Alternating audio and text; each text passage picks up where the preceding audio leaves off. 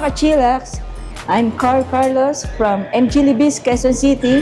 As a sales consultant, we're going to feature our electric vehicle, G4 X Power 2024. So ito, Sir Carlos, umpisa naman natin sa front view nito MG, sir. Alright, we're going to start here, our MG Yan, emblem. emblem, no? Yeah, the big emblem. Okay. Alright, sir, this is our DRM, daytime running lights, and this one is our projector. Yan, projector. Sir, paano naman? Pailawin naman natin. Okay. Yun. So, ang ganda, sir. Ito, ang ganda ng ilaw ng MG, no? Tsaka yung mga modern na e-cars ngayon, no? Talagang parang ganito yung mga datingan niya, no? Napakaganda. So, dito, sir, ano naman to? Itong lights dito. And this is the signal light. Signal light. Ayan. So, sir, pailawin nga natin yung parang nung in-on-off mo, umilaw to, di ba? Ayan. So, ito yung parang signal light niya and parang hazard light niya. So as you can see dito sir sa sa ating bumper. So anong tawag dito sir sa mga ganitong Piano black detail, this one. black detail? Yeah, piano black detail. Ito pala sir sa front bumper natin. Sabi ng partner mo meron daw nakabili daw nito. Ito pala yung tumataas. Okay. For aerodynamic. Our 360-degree camera. So may 360 degrees camera to sir. Yeah. Wow, napaka-high-tech pala ito ni X-Power, no? Ang ganda. Sir, bago natin ikutan, napansin ko, no? Parang matte to, no? So, anong color to, sir? Yes, sir. This is our new version, new colors of the year. Green tone matte color of MG X-Power. So, sir, ano naman itong makikita natin sa gulong? Ayan, sir. Ayan, sir. Makikita natin dito sa ating gulong na we already have a Bridgestone. And then the size of our rim is 18 inches. This one. 235 by 45, Two-tone no? alloy na po ito. Alloy type, tapos parang alloy flower type Flower mags, no? type na rin po siya. Tapos, pansin ko nga, sir, no? Ito yung, yung disc brake nito, parang ang laki, no? Compared sa iba. Yes, sir. Kung mapapansin nyo, yung pinaka-disc brake nga po niya is compared do sa other nating unit is mas malaki po. Sports caliber here, this one. So ito yung pinaka-ano sir niya, no? Parang pinaka-brake pad niya, no? Color orange. Yeah. Ang ganda. And then, yung caliper, no? the emblem also. Don't forget, the MG. Yun. Foldable ba itong ating auto-fold ba? Alright, ating sir. side mirror? We can see this one, our side mirror. Auto-fold side mirror. Ayan. Ayun. You can see this, our 360 camera. Oo. So nandito rin isang camera, no? Sa 360. Yeah. And then our Parang LED light. LED light, which is signal light and pang-hazard LED din. light na rin siya, sir, Sa ating side mirror pa lang yan. Tapos kitang-kita ko dito, sir, no? Sa door handle, body color, no? Body color ang kanyang door handle dito. The other features of our MG4 X-Power is the passive car entry, this one. Automatic siya, sir, na nag-open siya. Ayun. And then, Ang galing, no? Tapos, pagka pinindot mo pag yan, pindot niya, sir, palakalak. Ayun.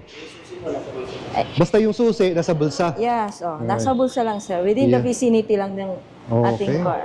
Sir, isang napansin ko dito sa sakyan na to, no? Yes. Parang pansin ko, to clear, ito naman ay parang naka-super dark. Yes, sir. Actually, as you can see, this the European design or Okay. Natawag na parang frosted yeah, glass. frosted glass. We Ayan. can call this frosted glass. So parang privacy, no? Privacy na siya, sir. Hindi niya na kailangan na Ika nga. magpatint. Oo, para at least may Yes. sekretong ginagawa mo. Hindi na kailangan magpatint, no? Dahil parang sir. super dark to, Hindi ko makita yung loob, Yan. So napaka elegant tong tingnan tong X-Power natin. Makikita natin dito sa ating rear view. Yan sir, dito muna tayo. Okay, sir. Ganda, This one, sir, our criss-cross shape. Kung mapapansin nyo, yung criss-cross. Criss-cross shape ang tawag natin dyan. And this our horizontal taillight. This one. Horizontal taillight. Alright. Actually, ito yung gustong-gusto ko sa sa pormahan ng MG, no? Nawala sa iba. Parang si MG lang may ganitong mga criss-cross at ang ganda-ganda talaga ng back view nito. Ang angas. Shape, ano siya, decorative lights. Decorative lights. Okay. Sir, the other features of our MG4X Power, the twin air spoiler Mm-hmm. with high-mounted third brake lights. Wow. The other another features of our MG4 is the Meron siyang rear wiper, no? Yeah. Bago tayo mag-continue, ito ba considered as anong category ng sasakyan? okay. We can consider this unit as a hatchback. Hatchback. Yeah, Ayan. okay. Oh, sir, pansin ko parang may camera Yes, dito sir, para for this, 360, no? Yeah, 360 degrees the Yung camera dyan. ating camera dito rin sa likod. Mga charging port natin. Yeah, ito yung fast charging, sir. Universal charging naman this one. Okay. Marami naman tayong mga... So maganda sa port na to, may ilaw, no? Yeah, Parang minsan nakita ko sa iba, walang ilaw yung port eh. Dito pala yung partner ni Sir Carlos. Sir, pakilala ka rin. Hi mga kachilak, hi Sir Will, good afternoon. Welcome sa MG Libis. AJ nga po pala from Britannica Motors. So, I'll introduce you now sa interior ng MG4 X-Power natin. So, this is our free charger or what we call the slow charger. So, this is type 2 or universal. And then as you can see, I'll just open this one, yeah? Bear with me for a second, sir. Yun. no? So, this is how the inverter, may kasama na siyang inverter, and then as you can see, yung saksakan niya is 220 volts lang. So, you can charge this at home. Kahit sa bahay lang kayo mag-charge, pwede kayo mag-charge. Although, siya yung tinatawag natin na slow charger. Slow charger. So, with the slow charger, it will charge the unit from 0 to 100%, it will charge around 19 to 22 hours. The one here is our adapter. So, this is what we call the discharge adapter. So this one, when you put this in the port, yung sasakyan natin, you can actually use the vehicle's power or yung battery ng vehicle natin as a power source. So, ito pwede nyo lang mabili sa mga DIY or Ace Hardware, lagyan nyo lang nung parang saksakan, and then you can use its battery para siyang generator in a sense. So, if you're going camping or walang kuryente sa bahay nyo, pwede kayong magsaksak dito kahit sabihin natin aircon, electric fan, pwede nyo siyang gamitin. Wow, So, nice. may ganitong features. Ang tawag natin dyan is V2L or Vehicle to Load function. Nice. Dito naman sa loob is what we call yung mga tire sealant natin. So, wala tayong spare tire kasi mas mabigat siya sa sasakyan. So, what we do, you can use these items or these tools para mag-vulcanize ng sasakyan. Pero madali lang siya. Parang lang siyang ilalagay mo lang itong itong compressor and then itong parang item na to. And then malalagyan na siya ng parang sa loob ng gulong. So, pwede mo na siyang itakbo kahit flat. So, running flat siya. Para siyang sa ibang mga high-end models sa sasakyan na nagra-running flat. So, ito lang yung gagamit. Galing, no? Oo. Hindi na kailangan magpalit ng gulong. Hindi na. Diretso na tayo. Sir, bago tayo pumasok sa loob, ano makikita natin dito sa sa driver's side? Opo. So, kitang-kita sa driver's driver's door, passenger's door, and even though sa rear passenger doors natin, on top is a honeycomb soft plastic design, while on the middle is a suede design. So, nakikita niyo to suede, yun siya. And then, another combination of a soft touch leather Nice. with red stitching. Yan. So, pareho po yung apat na yan. So, dito na rin sir yung mga power, no? Power window. Yes po. And then when it comes to our power window, it's 1 pinch din down and 1 pinch up lang din po yun sa driver side natin. Nice. Sa passenger side naman po, 1 pinch up. Tapos dito na sir, sa upuan natin sir. Ano to? Ilang point system tong So, yung power niya? in our driver seat po, we have a 6-way power adjust. 6-way. While in the passenger po is a 4-way manual adjust. Nice. And the interior naman, in passenger driver and including the rear passengers, it's a combination of leather and suede. Leather and suede. So nakikita nyo talaga, MG is not only affordable but as you can see, hindi siya tinipid. Yan. Sige sir, pasok naman. Sir, para i-start tong natin, sasakyan. Sige, so since we are here inside, napapansin nyo, we don't have any push on and off button. So paano natin siya i-on kung wala tayong on and stop button? Kaya nga. So this is automatic actually. When the vehicle detects the key inside and then na-feel niya yung pressure ng bigat ng driver, it means may nakaupo na. All you have to do is step on the brake and wait for the virtual cluster to system ready. Pag nakita na pong system ready, it means naka-on na po yung sasakyan natin. That's how we turn on po. So medyo mainit, on natin yung AC. Yun. Yung AC natin, nandito po siya sa 12-inch floating type infotainment. Bakit So, sir floating type? floating type sir kasi parang wala siyang ano dito sa baba eh. Nakikita nyo parang nakadikit lang siya. Including yung gear natin. Oo nga, Open space siya dito. So, kahit may aqua flask kayo or may medyong malaki kayong bottle, kasyang-kasya siya dito. Pwede dito. Yes po. And hindi siya sa arms nyo. As you can see din sa ilalim ng floating natin is meron tayong dalawang USB port. So the vehicle comes with a total of 3 USB ports. Dalawa dito sa harap and 1 at the back. One more thing is that meron tayong wireless charger. So dito yung wireless charger natin. As you can see, it will charge my phone. Ayun. Actually, yeah, it's charging now. And then on the center console, we have extra space din po. So it has its own cover. So pwede mong ilagay yung mga gamit mo dyan. And then as you can see, meron pa tayong medyo pwede mong lagyan din ng gamit dito. Parang bulsa. Net type. Yes po. And then to open, so you have your own compartment din sa gitna. Ayun, center console. Yes po. Your center console, it can be also a Parang armrest. armrest. Yes, tama. So our front dashboard, it is also a soft plastic honeycomb design, and the AC comes with 4 vents. So we have 1 on the passenger, 2 in the middle, and 1 on the driver's side. And as you can see also yung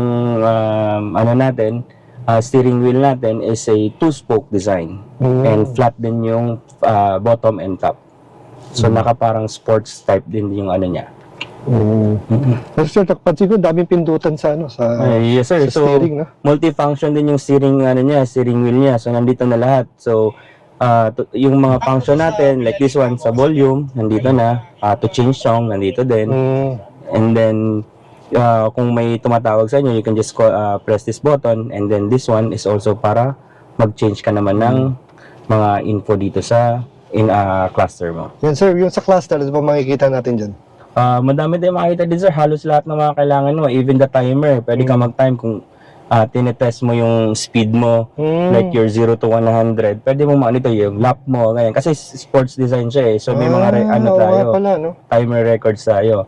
So you can also do the navigation din dito, nakikita mo na yung navigation dito sa cluster mo instead of the infotainment, para hindi ka napalingon-lingon, nandito na agad sa harap. Nandito na rin, okay. Yes po. And then the settings, brightness level, overspeed threshold.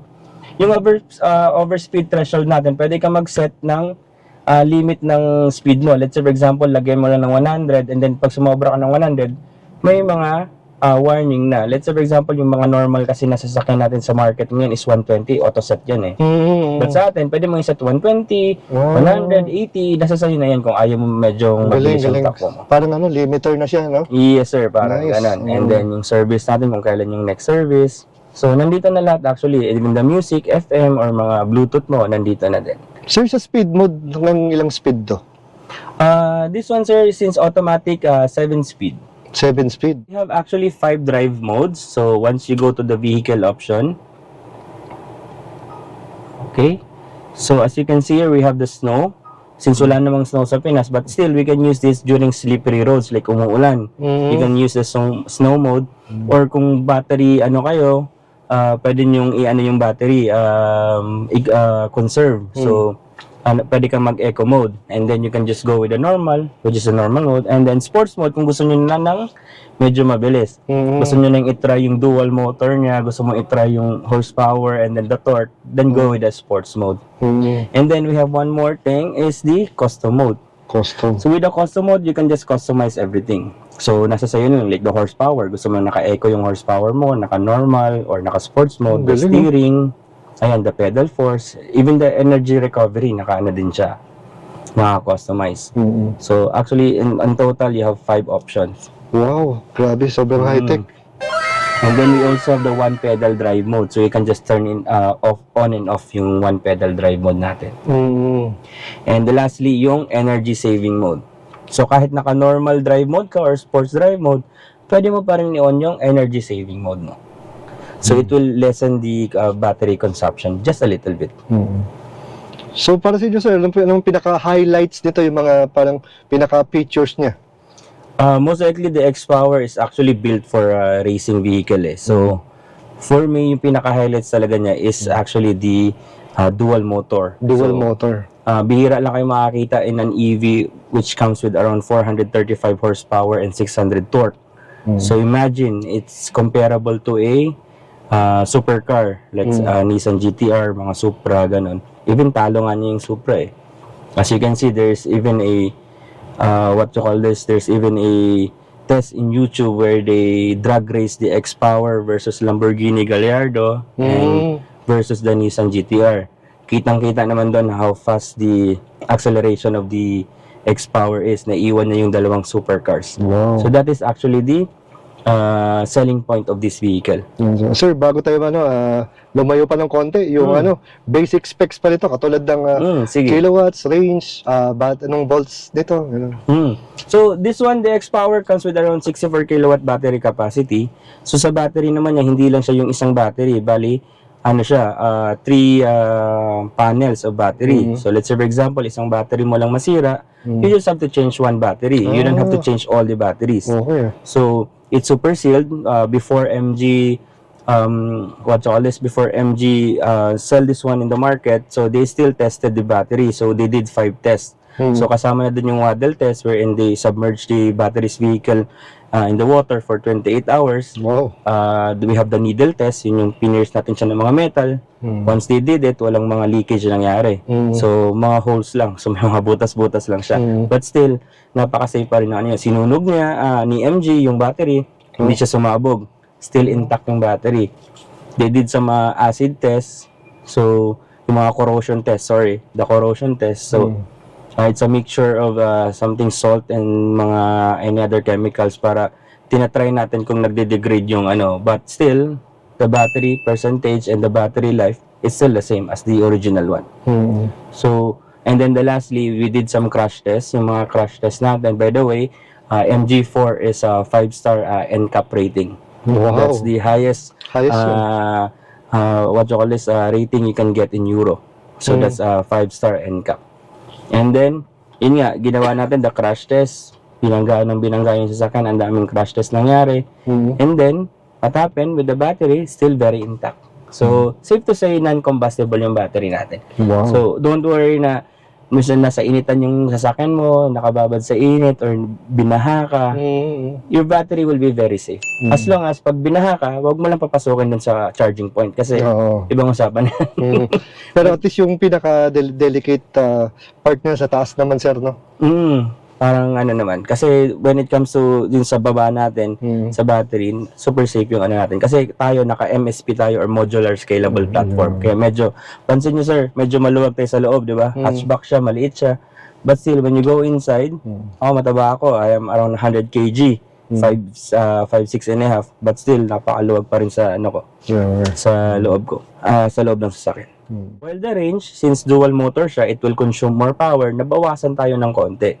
So, from the Lux variant, which have around 435, the X-Power variant comes only around 400 kilometers. Not bad na rin, no? 400. Grabe na. You can go to Baguio with that kilometer, di ba? Tama. Matay sa taas na to. Ayan. So as you can see, meron din tayong eyeglass or sunglass holder. So you can just put your eyeglass or may mga sunglass kayo. You can just put it here para to safe keep. And then our lights. So we have 3 modes. We have the driver side, passenger side, or you can use the the door open and close lights. And this one, actually this one is a microphone. So when you are connecting your phone, naka-Bluetooth siya, and then may tumawag, may kausap ka. So this will serve as your microphone. Microphone pala yun. And then SOS. So in case may mga aksidente or may mga ano ka, this one is connected directly to 911. So pag pinindot niyo yan, directly tatawag na sa 911.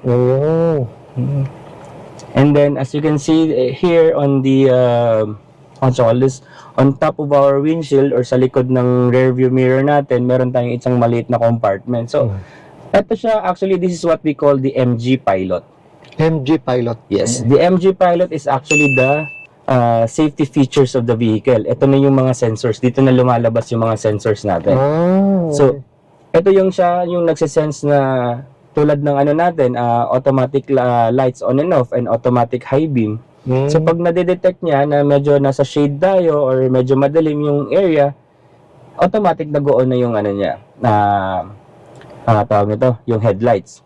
And then if na-detect niya pa na sobrang dilim talaga, automatic high beam siya. And then pag may nakasalubong tayo na medyo may ilaw na, naglo-low beam na siya automatically. So pagpasok mo ng parking, let's say for example, punta ka ng malls, usually covered indoor parking, di ba? Medyo madilim na yan. Pagpasok mo pa lang, automatic na yung ilaw mo, mag-ano na yung headlight niya. Hindi mo na kailangan i-on and i-off. no? So, automatic na siya. And then paglabas mo ng parking, automatic siya mag-off and then naka-DRL na lang siya ulit. Galing. And then nandyan na din yung natin for the lane keeping assist. So it will what you call this? It will sense na wala ka sa linya. So if wala ka sa linya, it means magba-vibrate yung steering wheel natin and then ibabalik ka niya to the proper sa proper lane mo. Pag hindi ka nakasignal. Pero pag nakasignal ka naman, it means nagde-default siya. And by the way, meron din siyang blind spot monitoring. Kahit nakita mo both window side view mirrors, may blind spot monitoring. No? So, you don't have Galing. to... Ay, sa side view. Ito yun ba? Hindi, yun. Pakita ko. Sige, ayun, yung... if you can see the icon. ito. Yes, po. Okay. The blind spot monitoring. pala. Yes. So, you don't really have to look on your shoulders na if may mga sasakyan ba sa left or right, mo. Kasi pag umilaw yun, it means may sasakyan dun sa side na yan. So, if walang ilaw, naka-off siya, safe to say, you can change lane na directly. Grabe safety features yun. And then, one pinch up, yung natin, window natin, and one pinch down din.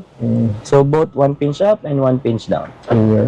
So, you don't have to press it all the way. Isang pinch lang. Okay na. When it comes to our sun visor, we have mirror din. So, pag may mga misis kayo na medyo laging nag-check ng makeup, madali na lang. Tama. So, ayun ba, MG Pilot natin, kasama na dyan yung adaptive cruise control niya kasi naka-adaptive cruise control tayo. So, nagde-detect siya if may mga sasakyan sa harap. So, pag meron, it means nag-slow down na kusa yung sasakyan natin. And then, rear cross traffic alert, pag nagre-reverse tayo, tapos hindi natin nakikita yung nasa likod na may papunta, automatic, yung sasakyan, it will help you to brake, plus it will warn you na may sasakyan na paparating. So, para kang binibabysit ng sasakyan actually. Oo nga, lahat ng So, safety features. Nandito na lahat. Nandito na So, lahat. let's say for example, you're not yet an experienced driver. Siguro sabihin natin 1 year or less than 1 year driver ka pa. This is very good for you. Kasi kompleto siya ng safety features. And then it has 6 airbags pa. 6? So, including the, what you call this, window airbag. So, meron siya dito.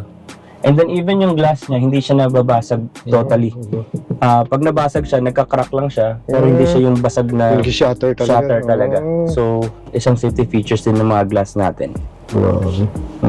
Bali sir, ito pala yung bago natin yung reverse Yes, neutral drive. this is our, natin, naka-dial type na siya. Dial type. So, if you just change gear, just point it to the right for the drive, and then you can just go directly to reverse. You don't have to go to neutral na. Tapos Pero, may reverse camera pa sa... 360 camera 360 siya pa, actually. So, you can check the camera from all sides and all angles. Wow! Grabe high-tech to. Ang kinagandahan lang din sa natin, sa MG X-Power natin is yung EPB niya or electronic parking brake. Even though naka-brake siya and then you just have to change it to drive, automatic na siyang nagdi-disengage. You don't have to put it down. And then pag nag-park ka, and then automatic na din siyang i-engage. Nice. And we have also the what you call this auto hold function. So if you're not familiar with the auto hold function, as alam naman natin pag automatic yung sasakyan if naka-drive mode tayo, and then tumatakbo lang siya pag hindi ka naka-brake, di ba? Kahit hindi mo inapakan yung ayan, natigil mo, tumatakbo tayo konti. So with the auto hold function, if naka-seatbelt ka and naka-on yung auto hold function mo, nakikita mo sa cluster mo yung A. Pag naka full stop kayo, naka-brake kayo, and then lumabas na yung A na icon, which is this one, kahit bitawan nyo na yung brake, naka-auto hold na siya. So, naka-brake na siya kahit naka-drive mode tayo. Okay. So, this is very helpful when it comes to traffic lights or medyo traffic sa daan. Hindi mo na siya binabalik sa neutral, hindi ka na nag-ano. and then hindi ka na din lagi nakaapak sa brake. Correct. So pag nag-ano ka lang, full stop ka once, and then umilaw na yung ano, kasi ano lang yan, point something seconds lang yan, not even 1 second mag-appear na yan pag naka-full brake ka. Bitawan mo na yung brake, so hindi na masyadong ano yung paa mo, hindi ka na masyadong umaapak, nag-exert ng effort para mag-brake. Hindi ka na masyado stress daw, relax ka na lang. And then you don't have to, naka-neutral ka, hindi mo na kailangan ibalik sa drive para mag-go. Pag nakaganito, just step on the accelerator, automatic go ka na agad. And then step on the brake again, automatic na-go on na naman siya. So yan isa din sa mga features ni MG4. Not only the MG4, but some other models like MG GT, MG1, and then the Marvel R, ZS EV, meron na din siya. Nice. Pag nag-park naman tayo, just one press on the P lang. Ayan. So, napakadali lang. Konti lang yung anin mo. Drive, neutral, reverse. As I've said earlier, from drive, hindi mo na siya kailangan idaan ng neutral. Hindi mo na siya pwedeng i-gana. Pwede mong i-diretso. From, yan. Tulad nito, reverse. Gusto kong i-drive directly. Drive ka na yan. Gusto kong i-reverse directly. Reverse ka na yan. Diretso. From reverse, just press park. Park mo na agad. Wow. Ayan.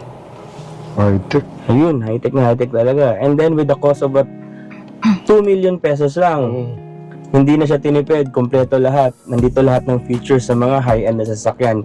Kompleto na dito sa MG4 X-Power natin. Wow. Racing type pa. Compared to buying a branded like other sports or luxury car. Ito nga, natalo nga yung Lamborghini Gallardo, Nissan GT-R, di ba? Grabe yung power talaga. Kaya X-Power. Sana all. Oo, that's why they call it X-Power. Lakas ba naman ng torque mo? Imagine 600 torque. Napakabilis. Safety features na, madami din siyang safety features. Ayun yung auto hold function natin, you can turn on and off dito sa ano natin.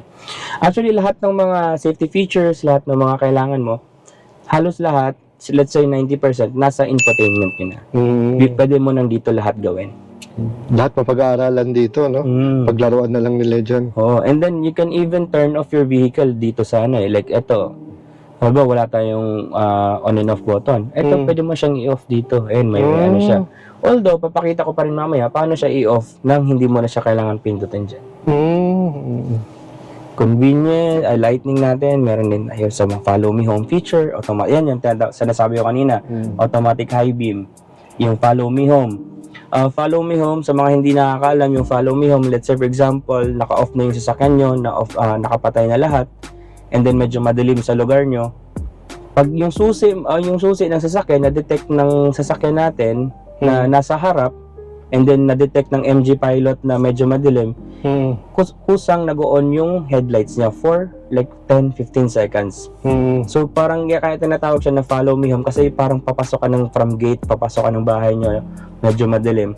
So nag-on yung headlights na para magbigay ng konting assistance sa'yo na medyo maliwanagan yung area. And then pag medyo okay na yung let's say medyo nakalayo ka na or medyo umabot na ng 10-15 seconds, automatic na din siya nag-off. So yun yung follow me home feature. Grabe mga features yun. Ang lupit. So we'll go to convenience. Dito naman yung lahat. So ito naman yung dalawang star dito is for the shortcut lang naman You can just put the kung ano yung gusto mong feature na lalabas. Let's say for example, yung function sa left. Ito. I put it for 360 camera. If I press this one, automatic lalabas yung 360 camera. You can just, to go back, you can just press X or the home button. Ayan. Meron ding navigation. Kompleto built-in navigation siya. Although, medyo hindi pa siya masyadong nagagamit sa Philippines since medyo mahina yung internet natin dito. So, I really advise yung mga clients namin, just go with the Apple CarPlay or Android Auto since Apple CarPlay and Android Auto ready na siya. And sa battery natin, sir, ito, muti ka nang makalimutan. I-discuss yung battery. Oo. So, you can see, nandito yung battery natin. So, when charging your battery, actually, hindi siya nag-overcharge. Actually, let's say, for example, as of now, nasa 50% tayo. And gusto mo lang mag-charge ng around 70%. So, just click this one here. And then, pwede mo siyang malagay like 70% or 318 km. Ayan, nag-241 na siya. So, pag sinet mo siyang until 70 lang, kahit iwan mo siya magdamag, until 70 lang yung charge niya. Nag-stop na siya. Kung gusto mo namang full charge, then you can just put all the way to 100. And it's the same thing with the discharge setting. Yung sinasabi ko kanina na pwede natin gamitin yung battery niya as a power source Yes, or gamitin natin siya as a generator. Let's say for example, as of now 50, pero gusto mo hanggang 20 lang kasi uuwi ka pa or may magta-travel ka pa. Then you can just set this one until 20. Ayan. So pag nag-20 na siya, nag-stop na siya automatically mag-discharge ng power.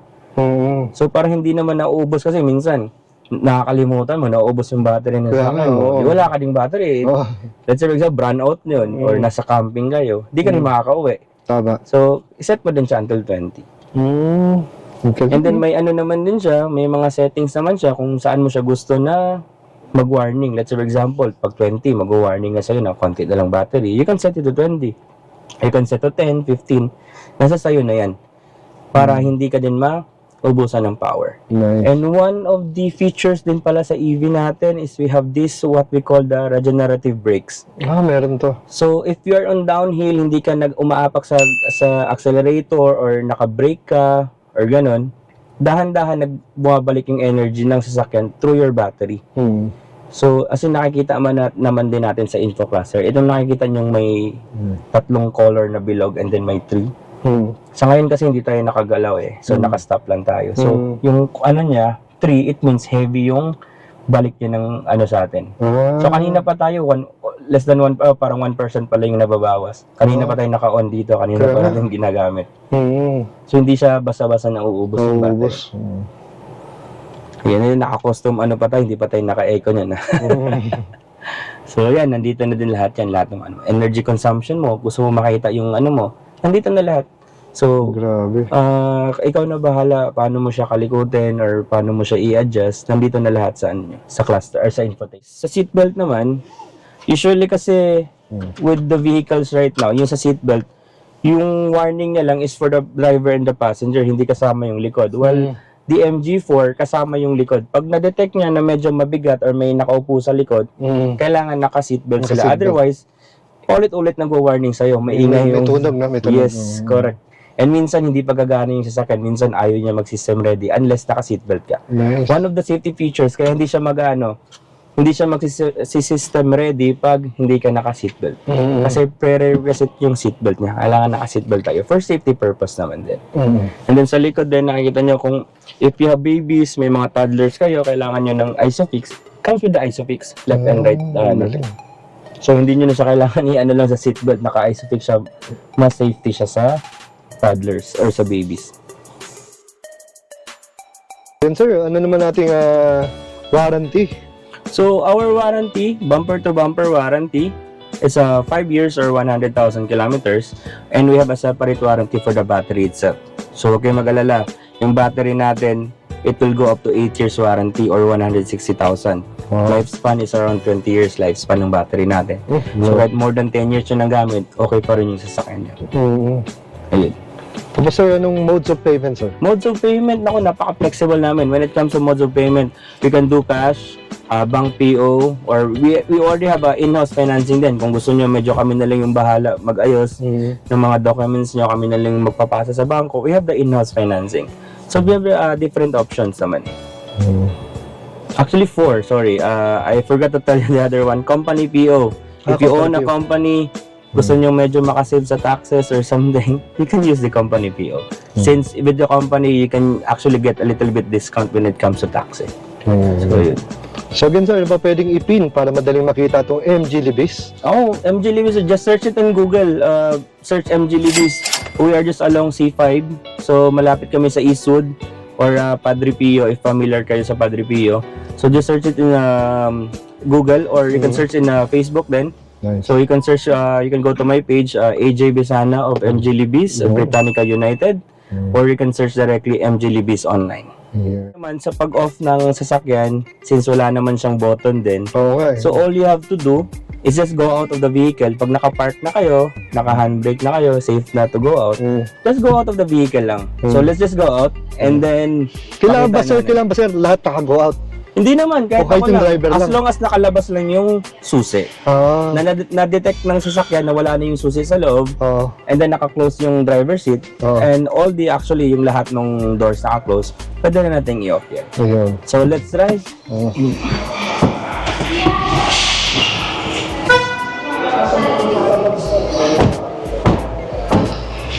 So as you can see, wala na tayo sa loob. And then, naka-on pa rin yung sasakyan. But when I just press the lock button, automatic nag-off na yung sasakyan. Kita mo, Ayun. full off, wala nang nakailaw, Ayun. full off na yung sasakyan. Nice. So that's how you turn off. Ganun lang mag-on, ganun din mag-off. So wala na kayong gagawa, wala na kayong pipindutin, automatic na. Diretso. Pakilala ka naman, sir. Ako nga pala si Ace Aguias. Ako yung foreman dito sa Invilibis. Wow, MG Levis. So, sir, ano ba mga madalas na pinapagawa dito, sir? Sa ngayon, karamihan sa mga ginagawa namin yung mga di gasolina pa na sasakyan. Pero gumagawa na rin kami ngayon ng mga EV. Kadalasan ginagawa sa EV, general check-up lang. Check ng battery, yung mga connector, tapos reset ng ibang module, yun lang naman. Wala pa naman kami na-encounter na kung mahirap o trouble na matindi sa mga EV namin. Madalas, sir, di ba, di ba, first 5,000? Yes, sir.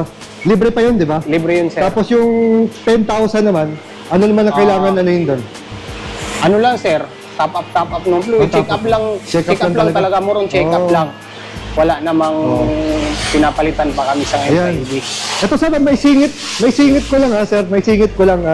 Kasi di ba, nagkaroon ng konting parang yung usapan tungkol doon sa aircon. Kayo ba yung gumagawa ng aircon? Yes, sir. Yun. Gumagawa din. Oo, gumagawa ng aircon. Kasi yung nangyari dati, di ba? Sa ibang branch, parang nahirapan sila magpagawa ng aircon. Kasi sa ngayon, sir, gumagawa na kami lahat. Gumagawa na lahat ng aircon. Ayan. So basta bisita lang sila, kompleto naman kayo sa gamit dito, sir, no? Yes, sir. Pati mga parts, lalo na when it pertains to electric. Oo. May ano naman kami, sir, may mga tools naman kami na ginagamit. At saka sa pyesa naman, available naman. Available naman. Oo. Pero pag EV, sir, wala pa kasing Mga EV. Talagang pinapalitan. Puro check up puro lang. check up lang. Oo. Ibig sabihin, ganun katipid, no? Ang EV kumpara sa mga gasoline powered. Oo, sa ngayon, sir, sa nakikita ko, mas matipid talaga yung EV kaysa sa gasolina. Ayan. Kasi puro lang top up, check lang ng mga connector, mga wiring, ganun. Ayun. Pero once, ang authorized lang kasi yung pwedeng mag-check nun, sir, kasi gawa nung may mataas na voltahe yung EV na which is hindi mo pwedeng galawin kung wala kang safety na equipment. Kasi baka mamaya magkaroon mo ng problema, magkaroon ng kuryente. Yun yung iniwasan. Pero still, dito pwede gawin lahat yan. Yes, sir. Dito sa MG Libis. So again, sir, maraming salamat for your time. At saka, yun, at least may malaman natin mga kachilaks kung saan nila pwedeng dalhin. Lalo na yung mga ating EV enthusiasts. Okay, sir. Thank you very much, sir. Thank you, sir. Ano naman, sir, nakikita ko dito, sir? So ito yung tinatawag natin na supercharger, ultra fast charger natin. This is a DCT type. Ayan. So itong charger na to, it will charge your unit from 0 to 100 in as fast as 35 minutes to 45 minutes. So this one has a capacity of 120 kilowatt per hour. So ganun siya kabilis. So ito yung mga ultra fast charger natin na available lang sa MG Libis along C5 Road. Siguro in the Philippines, less than 10 pa lang may ari nito. So unang-una tayo sa may mga nagkaganito.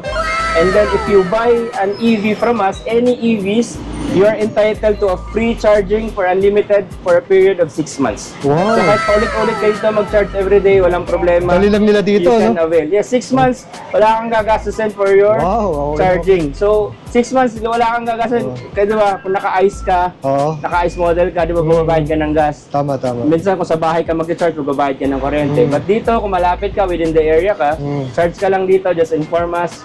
Alam naman namin na dito nanggaling yung unit mo. Tama. Then you can charge. Para naman sa mga ano natin, yung hindi na nabili dito, may mga owners na ibang brands, they can still use one time only to try our charger. Yun. Free yan for once lang. Nice. Bawa, naka-other brands ka, mga ganito, or nabili mo yung MG mo to other dealers or other branches, you can still use this one time to just try the fast charger. Kasi, ang alam ko, meron ng ganito sa Shell, sa may Rosario, going to Baguio. But I know, doon sa Shell, they are charging their clients or their customers 35 or 37 pesos per kilowatt. So medyo pricey siya, Pricey, di ba? oo. Sa amin, libre lang, 6 months pa yan. Yun, no? Dito lang yan sa MG Libis. MG Libis Ayun. lang yan. Nice. Number 1, Dealer of the Year 2023. Wow, solid pala Ayun. to. Ayan. Yung videographer ko nga pala, si Sir Carlos. Oh, shout out. Okay, Kachilax, thank you for watching and follow my page, MG Libis by Carlos. Yun.